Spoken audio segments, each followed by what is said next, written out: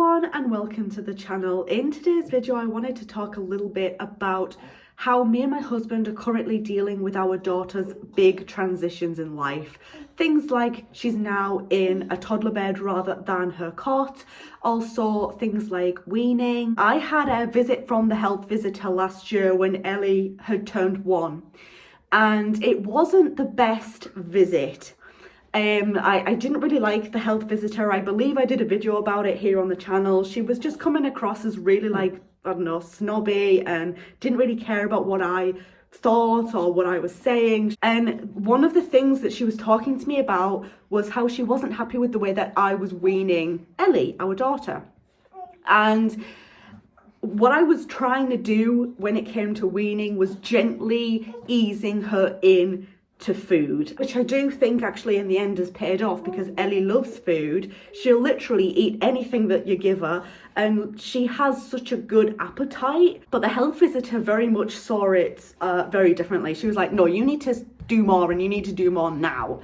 And obviously me at the time, I didn't really agree with it. I know that my daughter can easily get overwhelmed sometimes, and I didn't want her to get overwhelmed with the weaning process. And that sort of, I know it's a bit long-winded, but that sort of leads into how we deal with our daughter's transitions. You know, it was like most of the time the transitions are very, very slow. Like I have slowly been introducing her to the idea of potty training for the last sort of couple of months. Every now and again sitting her on the toilet and just sort of gently easing her into the idea of using the toilet and being potty trained. For me and Ellie, it's all about sort of that gentle transition, the gentle introduction to these things. Take your time, there's no rush.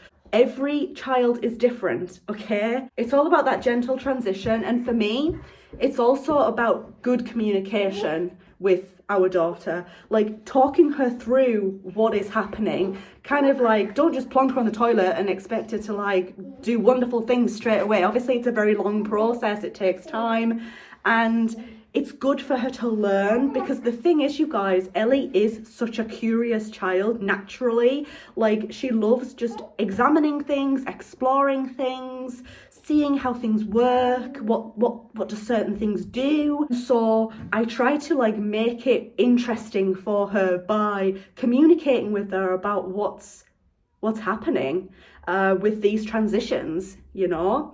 Oh, you're going in your big girl toddler bed, wow. And you know, if you need mummy and daddy, we're just next door in the other room, it's all okay. And just sort of that reassurance factor as well, not just telling her what's happening, but also trying to reassure her as well.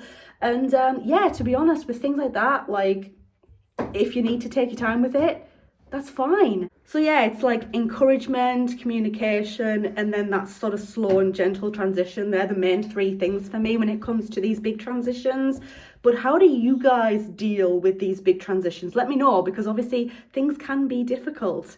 So I'm going to end this video here. Thank you so much for watching. If you enjoyed it, leave it a thumbs up. If you're new here, click on that subscribe button, and I hope to see you guys in the next one. Bye everybody.